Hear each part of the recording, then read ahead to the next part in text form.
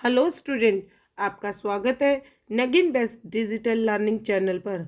आज हम लेकर आए हैं क्लास 12th की हिंदी बुक आरोह गद्य खंड का चैप्टर 2 भक्तिन। इसकी लेखिका महादेवी वर्मा जी हैं। लेखिका ने भक्तिन पाठ में अंतर मन की अनुभूतियों का अंकन प्रस्तुत किया है, अत्यंत मार्मिकता से प्रस्तुत किया है। भक्तिन पाठ में कोई बनावटीपन नहीं है। इसमें संस्कृत निष्ठ शब्दों की प्रधानता दिखाई है। भाई, लेखिका ने भक्तिन पाठ में भावनात्मक, संस्रणात्मक, समीक्षात्मक आदि कई शैलियों का रूप दृष्टिगोचर किया है। मर्म स्पर्शिता भक्तिन पाठ की प्रमुख विशेषता है। भाई, हमने अब अपनी लेखिका के विषय में पढ़ लेते हैं। महादेवी वर्मा का जन्म फर्रुखाबाद उत्तर प्रदेश में 1907 ईस्वी में हुआ था। इनकी प्रारंभिक शिक्षा इंदौर के मिशन स्कूल में हुई थी। 9 वर्ष की आयु में इनका विवाह हो गया था। भाई, उन्होंने अपनी सारी परीक्षा उत्तीर्ण की और प्रयाग महिला विद्यापीठ की स्थापना करके उनकी प्रधानाचार्य के रूप में कार्य करने लगी। उन्होंने कई तरह की रचनाओं का प्रकाशन किया और कई पद्म भूषण से सम्मानित किया गया। कई सम्मान से वो सम्मानित हुई और अंत में उन्हें उत्तर प्रदेश के हिंदी संस्थान ने भी इन्हें भारत भारती पुरस्कार से सम्मानित किया। सन 1987 में इनकी मृत्यु हो गई। लेखिका ने अंतर मन की अनुभूतियों का अंकन अत्यंत मार्मिकता से किया। महादेवी जी की प्रसिद्ध संस्करणात्मक रेखा चित्र है जो स्मृति की रेखाएं में अंक संकलित है।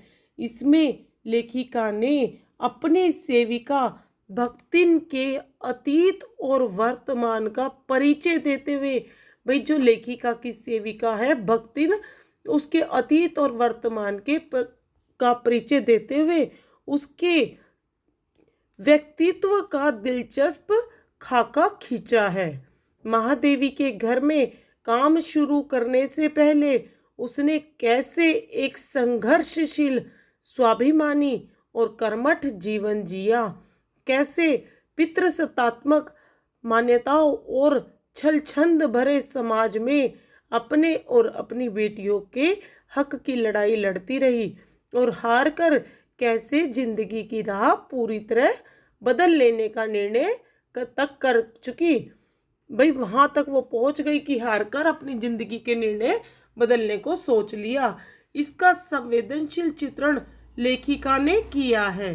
साथ ही भक्तिन लेखिका के जीवन में आकर छा जाने वाली एक ऐसी परिस्थिति के रूप में दिखाई पड़ती है जिसके कारण लेखिका के व्यक्तित्व के कई अनछुए आयाम उद्घाटित होते हैं। इसी कारण अपने व्यक्तित्व का जरूरी अंश मानकर वे भक्तिन को खोना नहीं चाहती। सारांश लेखिका कहती है कि, भाई सारांश में आपको बता दें कि लेखिका क्या कहती है। भक्तिन का कद छोटा व शरीर दुबला है। उसके होठ पतले थे। वह उसके गले में कंठी माला पहनती थी। उसका नाम लक्ष्मी था, परंतु उसने लेखिका से यह नाम प्रयोग न करने की प्रार्थना की। भाई, उसने लेखिका को कहा भाई वो उसके इस नाम का प्रयोग ना करे और उसने उसकी कंठी माला को देखकर लेखिका ने उसका नाम भक्तिन रख दिया। सेवा धर्म में वह हनुमान से स्पर्धा करती थी। भाई, सेवा धर्म में तो वो हनुमान को भी पीछे छोड़ती थी। उसके अतीत के बारे में यही पता चलता है कि वह ऐतिहासिक झूसी गांव के प्रसिद्ध अहीर की इकलौती बेटी थी। उसका लालन पोषण उसकी सौतेली माँ ने किया था।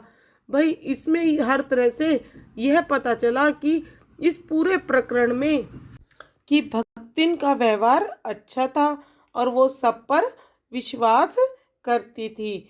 तो अब हम अपने चैप्टर को लाइन टू लाइन पढ़ते हैं और देखते हैं कि भक्तिन का स्वभाव कैसा था और लेखिका ने भक्तिन के विषय में क्या कहा है। तो चलिए पाठ पढ़ते हैं। भक्तिन छोटे कद और दुबले शरीर वाली भक्तिन अपने पतले होठों के कोने में दृढ़ संकल्प और छोटी आंखों में एक विचित्र समझदारी लेकर जिस दिन पहले पहले मेरे पास आप उपस्थित हुई थी, तब से आज तक एक युग का समय बीत चुका है। भक्तिन छोटे कद वाली दुबले शरीर वाली भक्तिन अपने पतले होठों के कोने में दृढ़ संकल्प यानी निश्चय और छोटी आंखों में एक विचित्र मतलब आश्चर्यजनक, एक छोटी आंखों से एक आश्चर्यजनक समझदारी लेकर जिस दिन पहले मेरे पास आप उपस्थित हुई थी, मैं जिस दिन पहले दिन मेरे पास आई थी, तब से आज तक एक युग का समय बीत चुका है। भाई तब से लेकर आज तक एक युग का समय बीत चुका है। पर युग कितना होता है? 100 सालों का समय बीत चुका है। पर जब कोई जिज्ञासु उससे इस संबंध में प्रश्न कर बैठता, भाई जब कोई जिज्ञासु मतलब उत्सुक, जब कोई उत्सुक व्यक्ति उससे इस संबंध में प्रश्न कर बैठता, तब वह पलकों को आधी पुतलियों तक गिराकर और चिंतन की मुद्रा में ठुड्डी को ऊपर उठाकर विश्वास भरे कंठ से उत्तर देती है। भाई लेखिका कहती है कि जब भी कोई उससे प्रश्न पूछता है इस संबंध में, तब वह पलकों को आधी पुतलियों तक गिराकर पलकें झुकाकर चिंतन की मुद्रिका में यानी उसको विचार करने की मुद्रिका में, भाई सोच विचार कर रही हो, अपनी ठोड़ी को ऊपर उठाकर विश्वास भरे कंठ से यानी गले से उत्तर देती है। तुम पचे का बताई, यह 50 बारिश से संग रहित है। भाई तुम्हें इसके बारे में मैं क्या बताऊं, यह 50 वर्षों से मेरे साथ रही है। इस हिसाब से मैं 75 की ठहरती हूँ। भाई इस हिसाब से तो मैं 75 साल की हूँ और वह 100 वर्षों की आयु भी पार कर जाती है। पर वो 100 वर्षों की आयु भी पार कर जाती है। इसका भक्तिन को पता नहीं। भाई इसका तो भक्तिन को पता ही नहीं था। पता हो तो भी तो संभवतः वह मेरे साथ बीते हुए समय में रत्ती भर भी कम ना करना चाहेगी। भाई लेखिका कहती है अगर उसे पता भी होगा, संभवतः भाई आसानी से वह मेरे साथ बीते हुए समय में बिल्कुल रत्ती भर यानी बिल्कुल थोड़ा सा भी समय कम नहीं करना चाहेगी। इसका भक्तिन को पता नहीं। भाई मुझे तो विश्वास होता है कि कुछ वर्ष और बीत जाने पर वह मेरे साथ रहने के समय को खींचकर 100 वर्ष तक पहुंचा देगी। भाई इसका तो मुझे पता नहीं, पर मुझे यह विश्वास है कि कुछ वर्ष और बीत जाने दो, वो मेरे साथ रहते रहते 100 वर्षों को भी पार कर देगी। चाहे उसके हिसाब से मुझे 150 वर्ष की असंभव आयु का भार क्यों ना ढोना पड़े। भाई चाहे मुझे उसके हिसाब से 150 साल का असंभव आयु का भार भी क्यों ना ढोना पड़े। सेवक धर्म में हनुमान जी से स्पर्धा करने वाली भक्तिन किसी अंजना की पुत्री ना होकर एक अनाम धान्या गोपालिका की कन्या है। भाई जो भक्तिन है वो सेवा धर्म में तो हनुमान जी से भी स्पर्धा, मैंने उनसे स्पर्धा करने वाली भक्तिन किसी अंजना की पुत्री नहीं है, एक अनाम धान्या गोपालिका की कन्या है। नाम है लक्ष्मण, भाई नाम है उसका लक्ष्मी। पर जैसे मेरे नाम की विशालता मेरे लिए दुर्व्यय है, भाई जैसे मेरे नाम की विशालता मेरे लिए यानी जिसे ढोना मुश्किल है, वैसे ही लक्ष्मी की समृद्धि भक्तिन के कपाल की कुंचित रेखाओं में नहीं बंधी जा सकती। भाई वैसे ही लक्ष्मी की यानी भक्तिन की कपाल मतलब भाग्य, कुचित मतलब सिकुड़ी हुई, भाग्य की सिकुड़ी हुई रेखाओं में नहीं बंध सकी। वैसे तो जीवन में प्राय सभी को अपने अपने नाम का विरोधाभास लेकर जीना पड़ता है। भाई वैसे तो लोगों को अपने जीवन में अपने अपने नाम का विरोधाभास लेकर जीना पड़ता है। और पर भक्तिन बहुत समझदार है, लेकिन भक्तिन इस मामले में बहुत समझदार है, क्योंकि वह अपना समृद्धि सूचक नाम किसी को बताती नहीं। भाई वो अपना नाम जो उसका पहले से ही था समृद्धि सूचक था, वो किसी को बताती नहीं है। केवल जब नौकरी की खोज में आई थी, केवल जब वो मेरे पास नौकरी की खोज में आई थी, तब ईमानदारी का परिचय देने के लिए वह उसने तब ईमानदारी का परिचय देने के लिए शेष इतिवृत्ति के साथ यह भी बता दिया। शेष इतिवृत्ति का मतलब पूरी कथा के साथ यह भी बता दिया। भाई ईमानदारी के साथ उसने यह भी बता दिया था, पर इस प्रार्थना के साथ कि मैं कभी नाम का उपयोग ना करूं। भाई उसने फिर मुझसे प्रार्थना भी की। लेखिका कहती है कि भक्ति ने मुझसे प्रार्थना की कि वो मुझे इस नाम का मेरे इस नाम का उपयोग ना करे। उपनाम रखने की प्रतिभा होती, भाई अगर उपनाम दूसरा नाम रखने की प्रतिभा होती तो मैं सबसे पहले इसका प्रयोग अपने ऊपर कर दी। भाई लेखिका कहती है अगर उपनाम दूसरा नाम रखने की प्रतिभा होती तो मैं सबसे पहले इसका प्रयोग अपने ऊपर ही करती। इस तथ्य को वह देहातिन क्या जाने। भाई लेखिका कहती है कि इस तथ्य को वो देहातिन क्या जाने। इसी से जब मैंने कंठी माला देखकर उसका नया नामकरण किया, भाई जब मैंने उसके गले में कंठी माला को देखकर उसका नया नामकरण कर दिया, तब वह भक्तिन जैसे कवितहीन नाम को पाकर भी गदगद हो उठी। भाई उसका नामकरण किया, कंठी माला को देखकर उसका नामकरण क्या किया, भक्तिन। वह जैसे कवित्वहीन नाम को पाकर भी गदगद हो उठी यानी खुश हो उठी। भक्तिन का जीवन का इतिवृत्त बिना जाने हुए उसके स्वभाव को पूर्णतः क्या अंशतः समझना भी कठिन होगा। भाई भक्तिन के जीवन को इतिवृत्त बिना जाने, भाई इतना बिना जाने उसके स्वभाव को पूर्णतः यानी पूरी तरह से क्या अशांत समझना, भाई अशांत समझना भी कठिन होगा।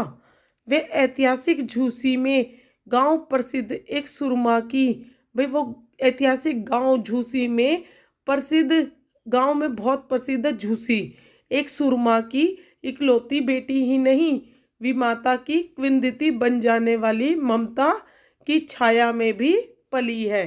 भाई वो गांव में प्रसिद्ध एक सुरमा की इकलौती बेटी ही नहीं थी, बल्कि विमाता सौतेली माता की किंवदंती यानी जनता में प्रचलित बातें, भाई सौतेली माता की जनता में प्रचलित बातें बन जाने वाली ममता की छाया में भी पली है, यानी सौतेली माता की छाया में पली है। 5 वर्ष की वय में यानी आयु में उसे हंडिया ग्राम के एक संपन्न गोपालक की सबसे छोटी बहू पुत्रवधू बनाकर पिता ने शास्त्र से 2 पग आगे रहने की ख्याति कमाई। भाई 5 वर्ष की आयु में, व्यय में यानी आयु में, उन पिता ने जो हंडिया गांव के, ग्राम मतलब गांव के एक संपन्न गोपालक, भाई एक संपन्न गोपालक थे कि सबसे छोटी बहू पुत्रवधू यानी सबसे छोटी बहू बनाकर पिता ने शास्त्र से 2 पग आगे यानी 2 पैर आगे रहने की ख्याति कमाई। और 9 वर्षीय युवती का गोना देकर यानी 9 वर्षीय की जब वो हो गई, 9 वर्ष की हो गई, तब उसका गोना करा। विमाता ने बिना मांगे पराया धन लौटाने वाले महाजन का पुण्य लूटा। भाई बिना मांगे, विमाता मतलब सौतेली माता ने बिना मांगे अपनी पुत्री को भाई अपनी बेटी को बिना मांगे पराया धन लौटाने वाले महाजन का पुण्य लूटा। पिता का उस पर अगाध प्रेम होने के कारण स्वभावतः ईर्ष्यालु और संपत्ति की रक्षा में सतर्क विमाता ने उनके मरणांतक रोग का समाचार तब भेजा। भाई पिता का उस पर अगाध प्रेम होने के कारण, बहुत प्रेम करते थे वो भक्तिन से, ईर्ष्यालु और संपत्ति की रक्षा में सतर्क, भाई उससे ईर्ष्या करने वाली और उस संपत्ति की रक्षा करने वाली माता यानी सौतेली माता ने उनके मरने का समाचार, रोग का समाचार तब भेजा जब वह मृत्यु की सूचना भी बन चुका था। भाई उनके रोग, बीमार होने का समाचार जब भेजा जब वो उनकी मृत्यु की का समाचार बन चुका था। रोने पीटने के अपशगुन से बचने के लिए सास ने भी उसे कुछ ना बताया। भाई उसकी सास ने भी उसे भक्तिन को कुछ भी नहीं बताया, क्योंकि वो रोने पीटने का अपशगुन करने लगती। बहुत दिन से नेहर नहीं गई, सो जाकर देखावे, यही कहकर वो और पहना उड़ाकर सास ने उसे विदा कर दिया। भाई सास ने कहा तुम बहुत दिन तक पीहर नहीं गई हो, तो सो जाकर देखिया, वही वहां जाकर देखिया है कि यही कहकर सास ने उसको पहनाकर उड़ाकर, भाई जेवर कपड़े पहनाकर सास ने उसे विदा कर दिया। इस अप्रत्याशित अनुग्रह से अब उसके पैरों में जो पंख लगा दिए, भाई इस आज़ादी ने उसके पैरों में जो पंख लगा दिए, वे गांव की सीमा में पहुंचते ही झड़ गए। भाई वे अपनी गांव की सीमा में पहुंचते ही झड़ गए। हाय लक्ष्मण अबाई की अस्पष्ट पुनरावृत्तियां और स्पष्ट सहानुभूतिपूर्ण दृष्टियां उसे घर तक ढेल ले गई। भाई हाय लक्ष्मण अबाई, भाई गांव में सीमा पर पहुंचते ही वो झड़ गई। सारे गांव के लोग यही कहते कि लक्ष्मण तुम अबाई हो। इस तरह बार बार की पुनरावृत्ति और स्पष्ट सहानुभूति की दृष्टि उसे घर तक ठेल ले गई। भाई उसे घर तक ले गई और स्थायी वियोग की जो पुनरावृत्तियां थी उसे घर तक ले गई। पर वहां ना पिता का चिन्ह शेष था, ना विमाता के व्यवहार में शिष्टाचार का लेश था। भाई वहां पर ना तो पिता का चिन्ह शेष था यानी पिताजी शेष थे, और ना सौतेली माता के व्यवहार में शिष्टाचार था। दुख से शिथिल और अपमान से जलती हुई वह उस घर में पानी भी बिना पिए उल्टे पैरों ससुराल लौट पड़ी। भाई सास के घर से वे दुख से शिथिल और अपमान से जलती हुई, भाई वो बहुत दुखी थी अपने पिता के जाने के कारण और अपमान में जल रही थी, और वह उस घर में, अपने पिता के घर में पानी भी बिना पिए उल्टे पैर ससुराल लौट गई। सास को खरी खोटी सुनाकर उसने विमाता पर आया हुआ क्रोध शांत किया। भाई उसने अपनी सास को खरी खोटी सुनाकर अपनी सौतेली माता पर जो गुस्सा आया हुआ था, क्रोध आया हुआ था, उसको शांत किया और पति के ऊपर गहने फेंक फेंक कर उसने पिता के चिर विच्छोह की मर्म व्यथा व्यक्त की। भाई उसने अपने पति पर गहने फेंक फेंक कर मारे और अपने पिता के चिर विच्छोह की मर्म व्यथा व्यक्त की। जीवन के दूसरे परिच्छेद में भी सुख की अपेक्षा दुख ही अधिक है। भाई जीवन के दूसरे परिच्छेद में पहुंच गई वो, भाई जवान शादी के बाद उस परिच्छेद में भी वो सुख की जगह दुख ही अधिक है। जब उसने गेहुए रंग और बटिया जैसे मुख वाली पहली कन्या के 2 संस्करण और कर डाले।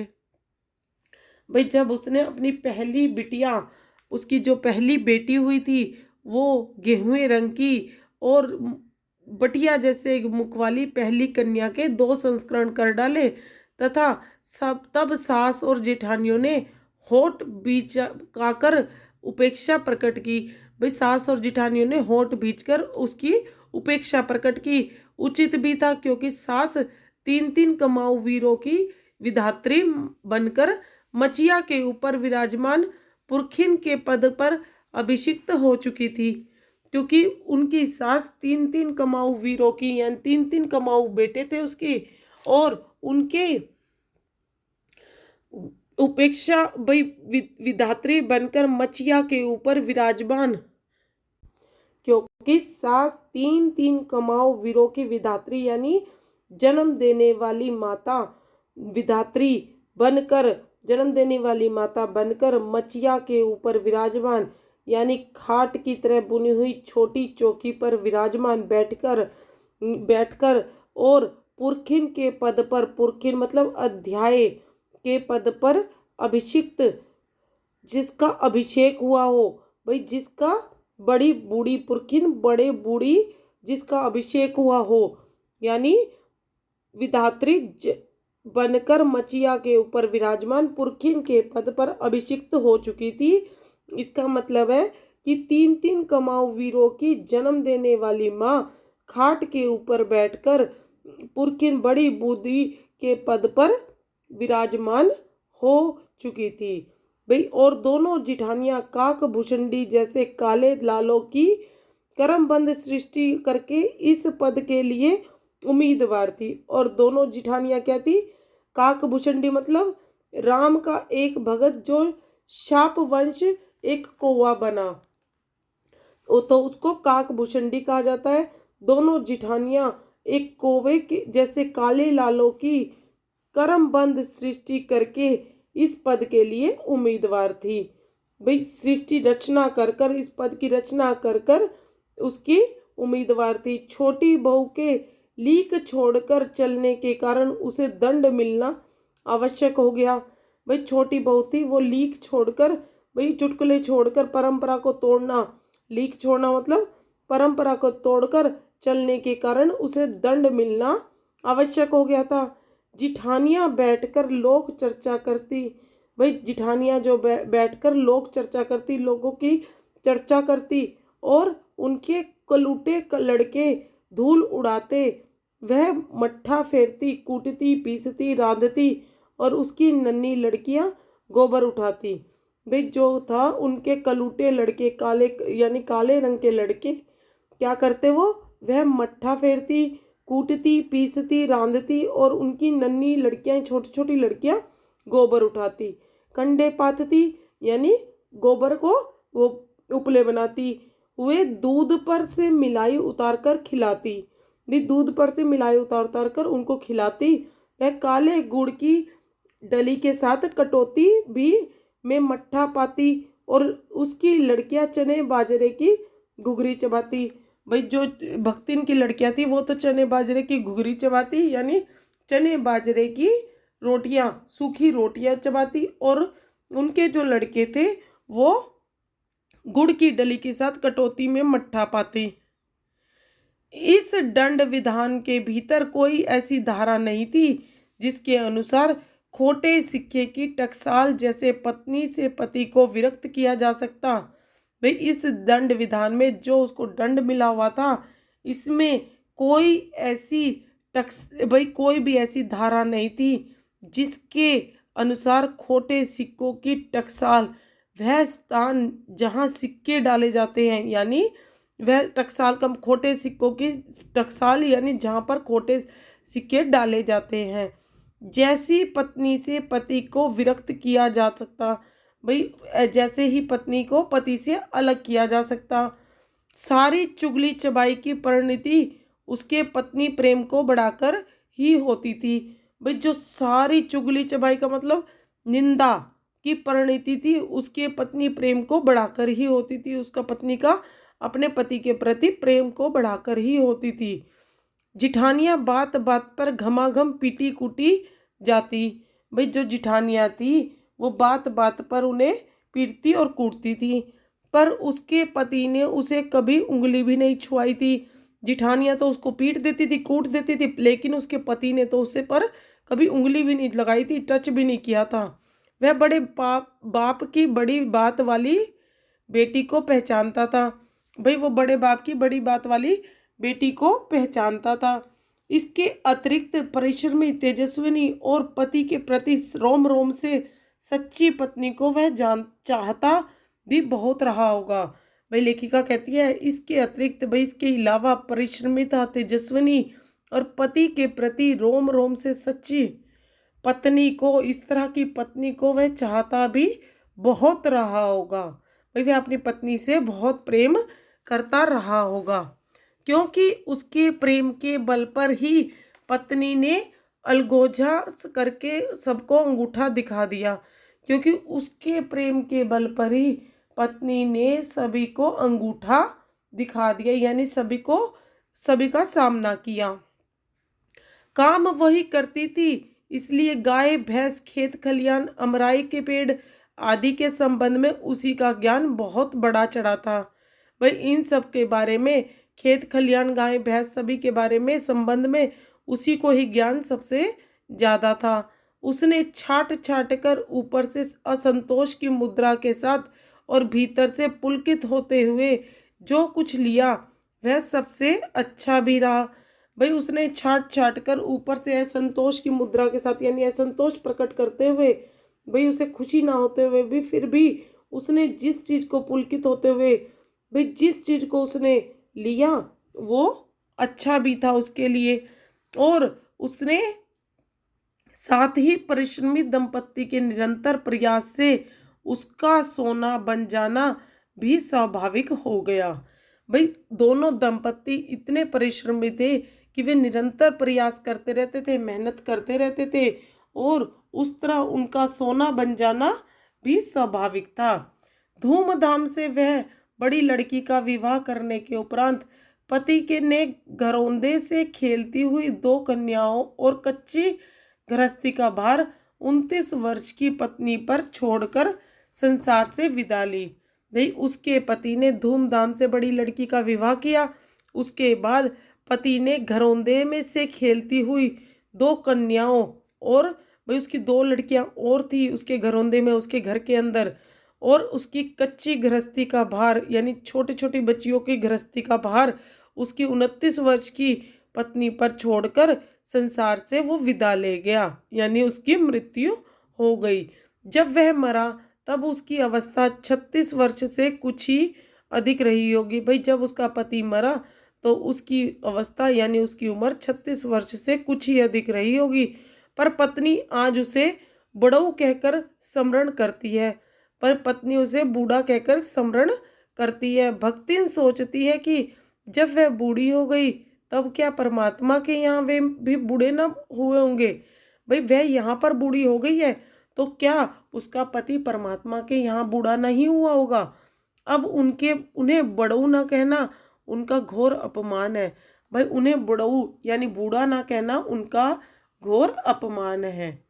हाँ, तो भक्तिन के हरे भरे खेत, मोटी ताजी गाय भैंस और फलों से लदे पदे पेड़ देखकर जेठ जिठौतियों के मुंह में पानी भराना ही स्वाभाविक था।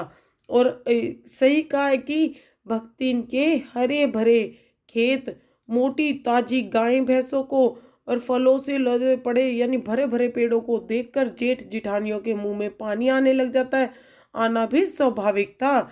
इन सब की प्राप्ति तो तभी संभव थी जब भैयू दूसरा घर कर लेती, जब भक्तिन दूसरा ब्याह कर लेती। पर जन्म से खोटी भक्तिन इसके चकमे में आई ही नहीं। भाई जन्म से खोटी भक्तिन जो है वो दूसरे ब्याह के चक्कर में नहीं आई। उसने क्रोध से पांव पटक पटक कर आंगन को कंपायमान करते हुए कहा। भाई उसने क्रोध में आंगन को पीट पीट कर कंपायमान करते हुए कहा, क्रोध में कहा कि हम कुकरी बिलारी ना होए। भाई हम कोई कुतिया या बिल्ली नहीं है, हम कोई कुतिया या बिल्ली ना है।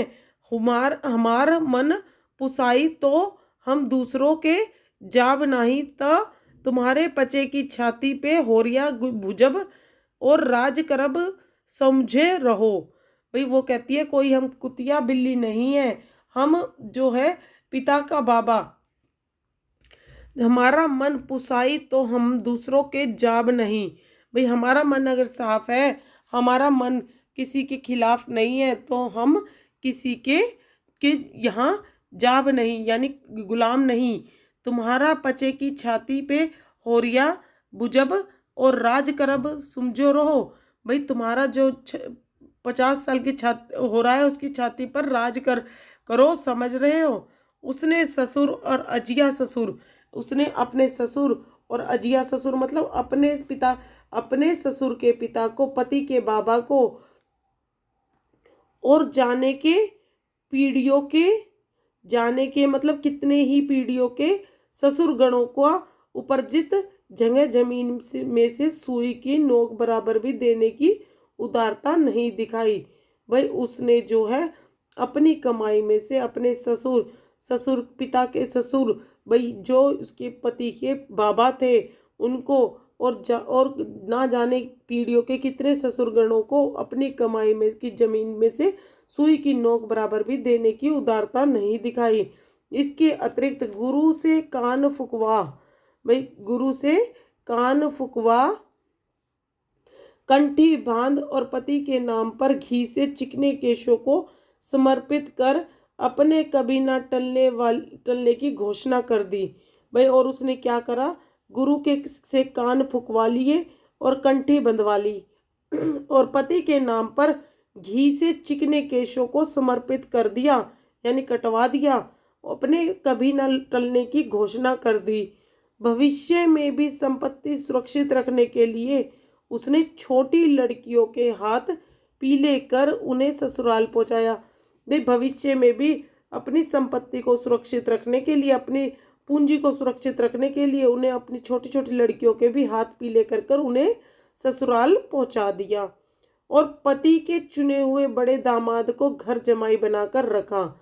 जो पति ने बड़े दामाद को चुना था उसे घर जमाई बनाकर रख लिया। इस प्रकार उसके जीवन का तीसरा परिच्छेद आरंभ हुआ। भाई इस प्रकार उसके जीवन का तीसरा अध्याय शुरू हुआ। भक्तिन का दुर्भाग्य भी उससे कम हटी नहीं था। भाई भक्तिन का जो दुर्भाग्य था वो उससे भी ज्यादा हटी था। किस तरह, देखिए कि इसी से किशोरी से युवती होते ही बड़ी लड़की भी विधवा हो गई। भाई जब वो किशोरी से युवती हुई तो बड़ी लड़की भी विधवा हो गई। भय्यू से पार ना पा सकने वाले जेठों और काकी को परास्त करने के लिए कटिबद्ध जिठोतों ने आशा की एक किरण देख पाई। जो भुवन से पार ना पा सकने वाले जेठों और काकी को परास्त करने के लिए कटिबद्ध जेठों के ने आशा की एक किरण देख ली। भाई जेठों ने भी एक आशा की किरण देख ली उसकी लड़की के विधवा होने के बाद। विधवा बहन के गठबंधन के लिए बड़ा जिठोत अपने तीतर उड़ाने वाले, भाई जो बड़ा जेठ था वो अपने तीतर उड़ाने वाला साले को बुला लाया। भाई अपने साले को बुला लाया क्योंकि उसका हो जाने पर सब कुछ उसी के अधिकार में रहता। भाई अगर वो उसका लड़की से विवाह कर लेता तो सब कुछ उसके अधिकार में आ जाता। भक्तिन की लड़की भी माँ से कम समझदार नहीं थी।